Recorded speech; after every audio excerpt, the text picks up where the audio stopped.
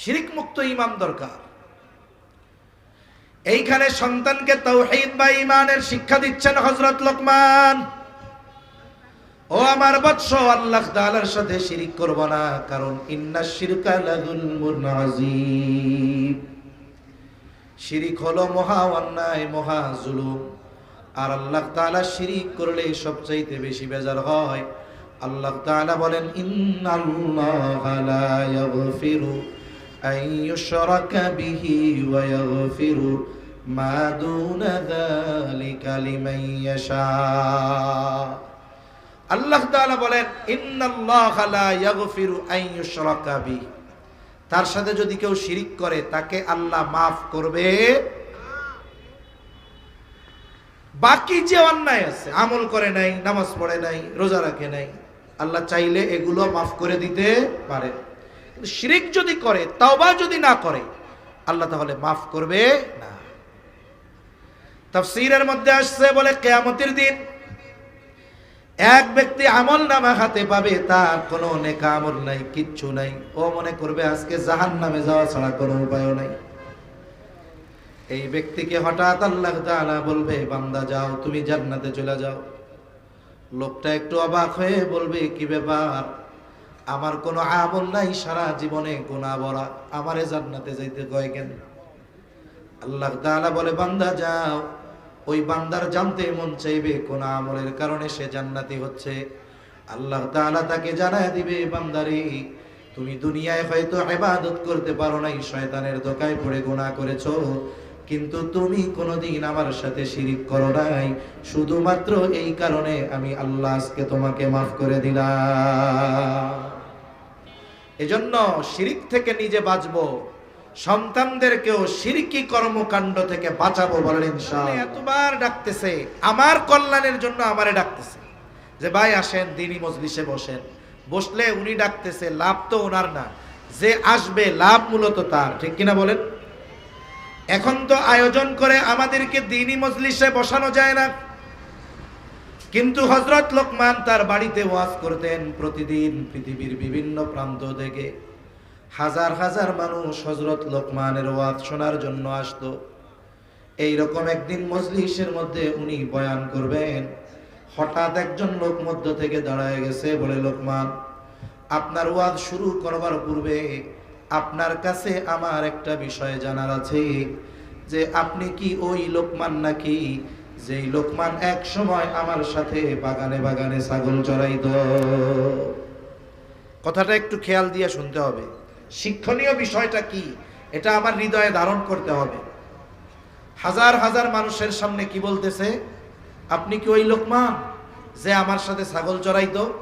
তখন পৃথিবীর বুকে অন্যতম সেলিব্রিটি হলো হযরত লোকমান। আচ্ছা বলেন তো, এই সমাজে কিছু মানুষ এমন আছে যে 20 বছর আগে ওর পায়ে দেওয়ার জুতা ছিল না, জুতা কেনার টাকা ছিল না, আজকে 20 বছর পরে সে কোটি কোটি টাকার মালিক, অনেক বড় শিল্পপতি। এখন বন্ধুদের সাথে বসে আছে।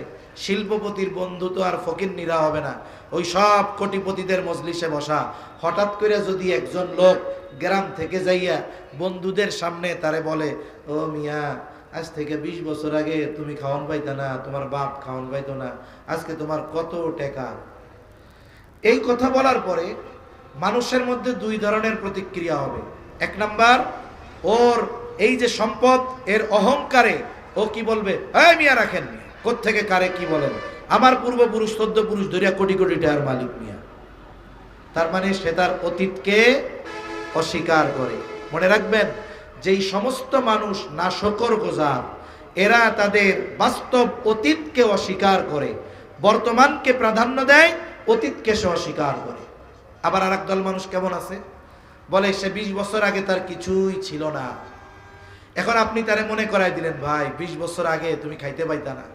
সে অহংকার করবে না, সে বলবে, আলহামদুলিল্লাহ, আজকে থেকে 20 বছর আগে আমি এক বেলা পেট ভরে খাইতে পারতাম না, আলহামদুলিল্লাহ, আজকে আল্লাহ তাআলা আমার মাধ্যমে শত শত পরিবারের মুখে আহার উঠানোর ব্যবস্থা করাই দিছে, আলহামদুলিল্লাহ, আল্লাহ পাকের শুকর, এক সময় আমার কিছুই ছিল না, সব দয়া করে আমারে আল্লাহ দিছে।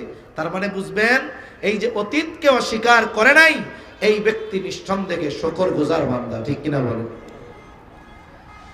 হযরত লোকমানের ব্যাপারে আল্লাহ তাআলা বলেন, ওয়ালাকাদ আতাইনা লুকমানাল হিকমাতা আনিশকুর লিল্লাহ। আমি লোকমানকে হিকমত প্রদান করেছি যাতে সে শুকরগুজার বান্দা হয়। বুজুর্গানে দিন বলেন, এই কথার দ্বারা আল্লাহ মূলত বোঝাতে চান লোকমান শুধু একজন প্রজ্ঞাবান বিখ্যাত ব্যক্তি ছিল এমনটা নয়, বরং লোকমান আমার শুকরগুজার বান্দাদের মধ্যে একজন। ওই লোক যখন প্রশ্ন করেছে, লোকমান তুমি কি সেই লোকমান নাকি? হাজার মানুষের মধ্যে লোকমান তাকে ধমক দিয়ে বসায় দেয় নাই, বরং বলতেছে, হ্যাঁ আমি সেই লোকমান, আমি সেই লোকমান। আল্লাহ তাআলা দয়া করে আজকে আমাকে এই অবস্থানে এনেছে। একটু চিন্তা করে দেখেন, একটা মানুষ তার কষ্টের অতীতকে অস্বীকার করার দ্বারা অসম্মানিত হয় না, বরং অতীত অস্বীকার করার কারণে, শুকরগুজার বান্দা হওয়ার কারণে তার সম্মান আল্লাহ তাআলা আরো বাড়ায় দেয়। কোরআন কারীমের মধ্যে নবী রাসূলগণের আলোচনা আসছে 25 জনের, বাকি অল্প কয়েকজন বুজুর্গের আলোচনা আসছে। এর মধ্যে একজন হযরত লোকমান। তার সম্মান আল্লাহ কেমন দিছে, তার নামে একটা সূরা আল্লাহ নাজিল করছে, স্বয়ং কোরআনুল কারীমে আল্লাহ তাআলা তার প্রশংসা করেছে। সুবহান। এরপর আল্লাহ তাআলা আমাদেরকে বলেন, কোন বান্দা যদি নিয়ামত পাবার পর শুকরিয়া আদায় করে, এতে আল্লাহর কোনো লাভ নাই, বরং শুকরিয়া আমরা যদি আদায় করি লাভ আমাদের। এই জন্য যে কোনো ধরনের নিয়ামত যদি পাই, এটা জ্ঞানের নিয়ামত হতে পারে, সম্পদের নিয়ামত হতে পারে, ক্ষমতার নিয়ামত হতে পারে, নিয়ামতটা যেই ধরনের হোক না কেন, ওই নিয়ামতের বিপরীতে কৃতজ্ঞতা প্রকাশ করব কার? আল্লাহ তাআলা বলেন, ওয়া মান ইয়াশকুর ফাইন্নামা ইয়াশকুরু লিনাফসিহি। হায়রে, যে শুকরিয়া আদায় করে সে সেটা নিজের জন্যই করে। আর ওয়া মান কাফারা ফাইন্নাল্লাহা গনিয়্যুন হামিদ। আর যারা কুফরি করে, নিয়ামতের শুকরিয়া আদায় করে না, তারা জেনে রাখুক আল্লাহ তাআলা হলেন অমুখাপেক্ষী এক মহান সত্তা, সপ্রশংসিত অমুখাপেক্ষী মহান সত্তা। কেউ যদি আল্লাহ তাআলার শুকরিয়া আদায় না করে, এতে আল্লাহর কোনো লস নাই, বরং কোন বান্দা যদি নিয়ামত পায়া শুকরিয়া আদায় না করে, বরং যে শুকরিয়া আদায় করে নাই ক্ষতিটা হয় তার। এজন্য আল্লাহ তাআলা কোরআনুল কারীমের এক জায়গায় বলেন, লাইন শাকারতুম লাযীদান্নাকুম ওয়া লাইন কাফারতুম ইন্না আযাবি লাশাদীদ। আল্লাহ তাআলা বলেন, লাইন শাকারতুম লাযীদান্নাকুম, তোমরা যদি নিয়ামতের কৃতজ্ঞতা প্রকাশ করো, আমি আল্লাহ নিয়ামতকে বাড়ায়া দিব। সুবহানাল্লাহ বলেন। ওয়া লাইন কাফারতুম, আর যদি নিয়ামতের কুফরি করো, বুজুর্গানে দিন বলেন, এখানে কুফরি দ্বারা শুধু অস্বীকার করা না, বরং নিয়ামত পায় যদি অহংকারী হয়ে যাও, নিয়ামতের অপব্যবহার যদি করো। তাফসীরের মধ্যে আসছে, বলে প্রথমে তোমার কাছ থেকে নিয়ামতটাকে ছিনায় নিব, তোমাকে নিয়ামত বঞ্চিত করব। আল্লাহ তাআলা এরপরে বলেন, ইন্না আযাবি লাশাদীদ, নিয়ামতের নাশকরি যদি করো, যাই না রাখো আমার আযাব বড় শক্ত আযাব, কঠিন আযাব। তাহলে নিয়ামতের শুকরিয়া করলে লাভ কার? জোরে কর, আরো জোরে বলেন না কার? সেজন্য এই যে সুস্থ আছি, রাখছেন কে? বলবো আলহামদুলিল্লাহ। সকাল সন্ধ্যা আল্লাহ তাআলার প্রশংসা করব, আল্লাহ তাআলার নিয়ামতের শুকরিয়া আদায় করব। এই যে 5 ওয়াক্ত নামাজের পরে কমপক্ষে 3 তাসবিহ পাঠ করার চেষ্টা করব। সুবহানাল্লাহ 33 বার, আলহামদুলিল্লাহ 33 বার, আল্লাহু আকবার 34 বার। সাথে সাথে কেউ যদি জিজ্ঞাসা করে কেমন আছো, আলহামদুলিল্লাহ আল্লাহ ভালো রাখছে। অসুস্থ থাকি, আগে বলবো কি আলহামদুলিল্লাহ আল্লাহ ভালো রাখছে, তবে হয়তো একটু এই অসুস্থতার মধ্যে আছি, এটাও হয়তো আল্লাহ তাআলার পক্ষ থেকে নেয়ামত। এখন এই হযরত লোকমান, ওনার ব্যক্তিত্বটা কত উঁচু, আল্লাহ তাআলা ওনার ব্যক্তিত্ব সম্পর্কে জানালেন। এরপরে হযরত লোকমান তার সন্তানদের কিছু গুরুত্বপূর্ণ উপদেশ দিয়েছে। এই উপদেশগুলোর খবর আল্লাহ তাআলা আমাদেরকে জানিয়েছেন। আমার সময় শেষ, 10 মিনিটের মধ্যে আমি মোটামুটি সবগুলা গুছায় নিয়ে আসবো একেবারে মূল কথায়। কেন বলে, অনেক সময় ব্যক্তির পরিচয় যদি জানা যায় তার অল্প কথাই গুরুত্ব সহকারে শোনা হয়। আর যদি ব্যক্তিরে না চিনে 1 ঘন্টা ধরে বকর বকর করলেও তার কথায় কেউ গুরুত্ব দেয় না, ঠিক কিনা বলেন? এজন্য দেখেন আল্লাহ তাআলার সিস্টেম কি। আগে হযরত লোকমানের পরিচয় দিছে যে তোমাদের হযরত লোকমানের সন্তানকে করা নসিহতগুলো শুনাইতেছি। লোকমান সাধারণ ব্যক্তি না, বড় লোকমান হলো প্রজ্ঞাবান ব্যক্তি, জ্ঞানী ব্যক্তি। কে বলতেছে? আল্লাহ বলতেছেন জ্ঞানী ব্যক্তি। তাইলে এই জ্ঞান কত গভীর জ্ঞান। আর এই লোকমান কেমন বান্দা জানো? বলে সে আমার শকরগুজার বান্দাদের একজন। শোনো এই লোকমান তার সন্তানদের কি উপদেশ দিয়েছে। 1 নাম্বার, হযরত লোকমান তার সন্তানদের উপদেশ দিচ্ছে। একজন মুসলমান মুমিন পিতা হিসাবে এই সন্তানকে উপদেশগুলো দেওয়া দরকার আমাদেরও। এই উপদেশগুলো সন্তানদেরও আমাদেরকে দেওয়া দরকার। বলে 1 নাম্বার, ঈমান বা তাওহীদের ব্যাপারে সন্তানকে পরিচয় করায়া দিচ্ছে। হযরত লোকমান সন্তানকে ওয়াজ করতেছে। হযরত আল্লাহ তাআলা বলেন, وَإِذْ قَالَ لُقْمَانُ لِابْنِهِ وَهُوَ يَعِظُهُ يَا بُنَيَّ لَا تُشْرِكْ بِاللَّهِ। হযরত লোকমান وَإِذْ قَالَ لُقْمَانُ لِابْنِهِ وَهُوَ يَعِظُهُ, যখন লোকমান তার সন্তানকে বলতেছে, ওয়াজ করতেছে, وَهُوَ يَعِظُهُ। মনে রাখবেন ওয়াজ শব্দের অর্থ কি? বলে নসিহত করা। ওয়াজের ভাষা হয় নরম দিল থেকে আসে। বলে আরেক দিলের মধ্যে এই কথার আসর পড়ে, প্রভাব পড়ে। মনে করেন আপনি আপনার এক দেয়ালের মধ্যে যদি শক্ত 1 খণ্ড কাদা ফিয়া মারেন, মাটির চাক, বলেন তো ওইটা দেয়ালের সাথে লাগবে নাকি ফিরে আসবে? জোরে কন্যা কি হবে? কিন্তু আপনি যদি নরম পেক কাদা, যারে বলে নরম কাদা, এই নরম কাদা যদি কোনো দেয়ালে নিক্ষেপ করেন, বলে কাদা দেয়ালের সাথে লেগে যাবে। বলে ওয়াজের ভাষা হওয়া দরকার কিছু ক্ষেত্রে নরম। নরম ভাষায় হলে কি হয়? বলে হৃদয় থেকে যখন নরম কথা আসে, ওই কথাটা হৃদয়ের সাথে সাথে সাথে লেগে যায়। হযরত লোকমান তার সন্তানকে ওয়াজ করতেছে। ওয়াজ কি ওয়াজ? বলে ইয়া বুনাইয়া লা তুশরিক বিল্লাহ, হে আমার বৎস, তুমি আল্লাহ তাআলার সাথে শিরিক কইরো না। সন্তানরে ডাক দিচ্ছে, ইয়া বুনাইয়া, হে আমার সন্তান। অনেক সময় সন্তানদের আদর করে আমরা বলি, ও আমার কলিজার টুকরা, ও আমার নয়নের মণি, ও আমার কলিজার টুকরা, বুকের মানিক। বলে আরবিতে কি কয়? আরবিতে আবেগ দরদ নিয়ে ডাক দেয়, ইয়া বুনাইয়া, হে আমার সন্তান, লা তুশরিক বিল্লাহ, তুমি আল্লাহ তাআলার সাথে শিরিক কইরো না। তার মানে হযরত লোকমান সন্তানকে আদর দিয়ে, মোহাব্বত দিয়ে, সোহাগ দিয়ে, ভালোবাসা দিয়ে, খুবই হৃদয় থেকে বলতেছে, আমার কলিজার সন্তান, তুমি আল্লাহ তাআলার সাথে শিরিক কইরো না। বলে কেন? ইন্নাশ শিরকা লাযুলমুন আযীম, শিরিক হলো মহা অন্যায়। কি অন্যায়? জোরে বলেন, আরো জোরে, কি অন্যায়? মহা অন্যায়। এখন অন্যায় কি আর মহা অন্যায় কি? জুলুম কি আর মহা জুলুম কি? জুলুম হলো সবল কর্তৃক দুর্বলের উপরে অবিচার করা। সবল কর্তৃক দুর্বলের উপরে যদি অবিচার করা হয়, এটা হলো জুলুম। এটা কি? জোরে বলেন, জুলুম। আর দুর্বল যদি সবলের উপরে অবিচার করে, তাইলে এটা হলো মহা জুলুম। ওটা কি জুলুম? মহা জুলুম। দেখেন আমরা কি দুর্বল, আল্লাহর শক্তির সাথে আমাদের দুর্বলতা কম্পেয়ার করারও কোনো সুযোগ নেই, এত দুর্বল আমরা। অথচ আমরা কি করি? শিরকের মাধ্যমে কার উপরে অবিচার করি? জোরে বলেন, কার? কার হক নষ্ট করি? বলে সবল কর্তৃক দুর্বলের হক যদি নষ্ট হয়, করা হয়, এটা হলো জুলুম। আর যদি দুর্বল কর্তৃক সবলের হক নষ্ট করা হয়, এটা হলো মহা জুলুম। এজন্য যখন কেউ শিরিক করে আল্লাহর সাথে, বলে সে মহা জুলুমকারীদের অন্তর্ভুক্ত, ঠিক কিনা বলেন? এজন্য খবরদার, আল্লাহ তাআলার সাথে আমরা কখনো শিরিক করব না। শিরিক মুক্ত ঈমান দরকার। এইখানে সন্তানকে তাওহীদ বা ঈমানের শিক্ষা দিচ্ছেন হযরত লোকমান।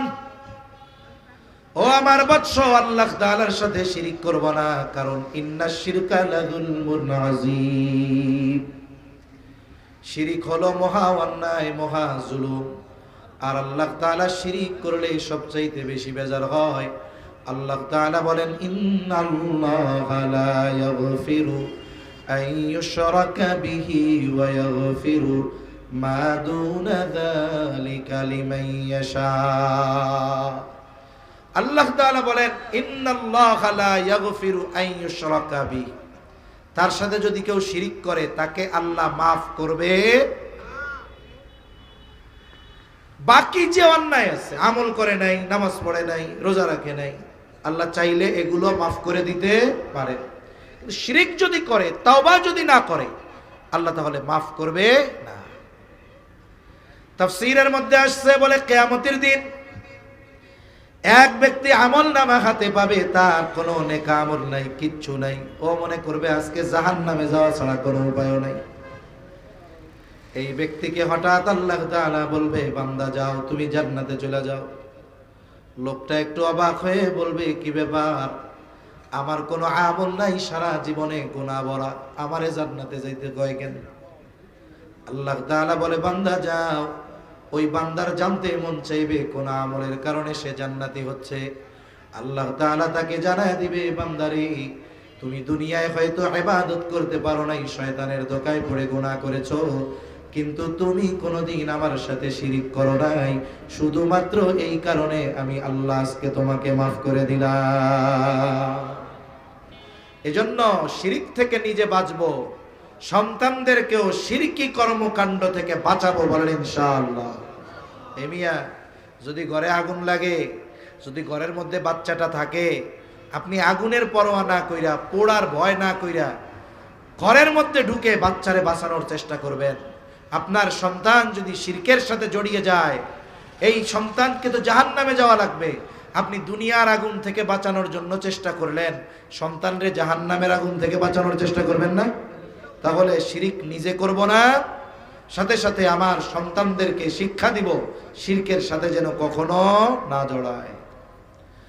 2 নম্বর, হযরত লোকমানের নসিহত মধ্যে আল্লাহ তাআলার কাছে কিছু কথা আছে, আমি আর ওই দিকে যাব না। 1 নম্বর, হযরত লোকমান সন্তানকে শিক্ষা দিয়েছে ঈমানের বা তাওহীদের। 2 নম্বর, আল্লাহ তাআলার কুদরত, ক্ষমতা কেমন।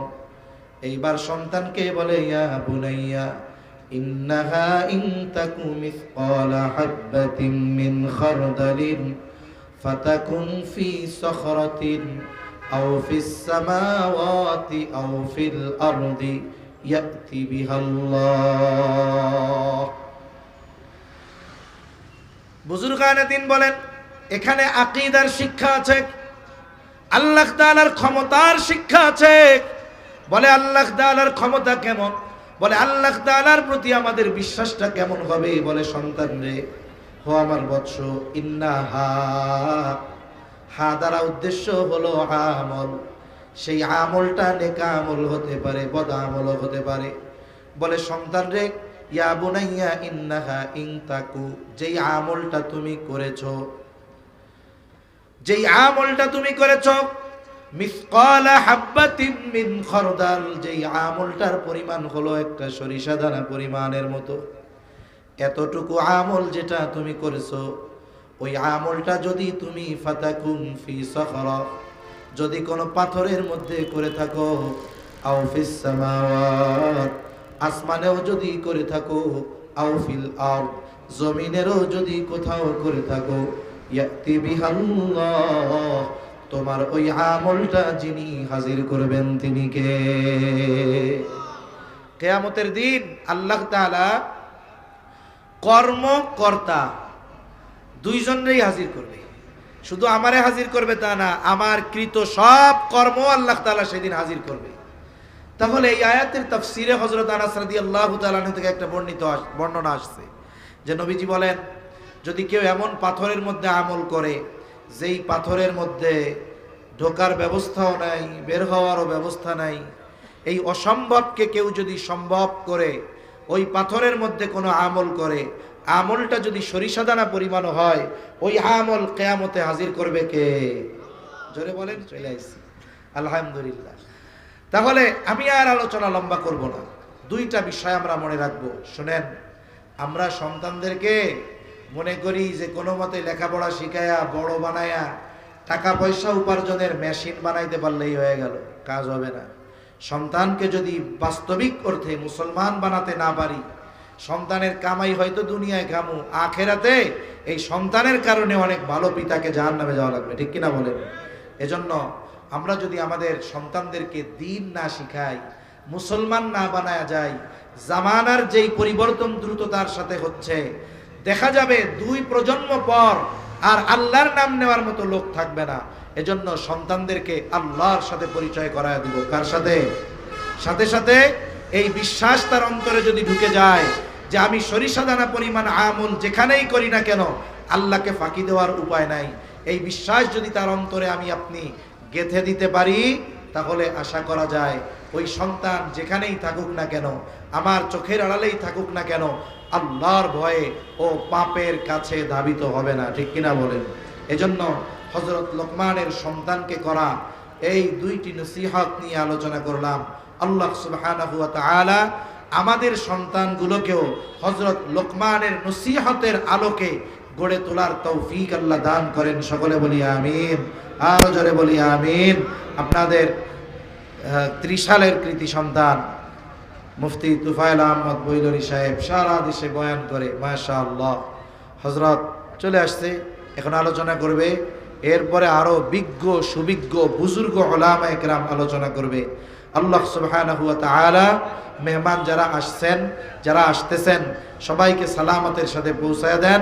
নেয়ামতিয়া মাদ্রাসাকে আল্লাহ কবুল করেন, এই আয়োজন আল্লাহ কবুল করেন, শ্রোতাদেরকে আল্লাহ তাআলা কবুল করেন, বলনেওয়ালা সকলকে আল্লাহ তাআলা কবুল করেন। আমিন। ওয়া আখিরু দাওয়ানা আনিল হামদুলিল্লাহি রাব্বিল আলামিন। আসসালামু আলাইকুম ওয়া রাহমাতুল্লাহি ওয়া বারাকাতুহু।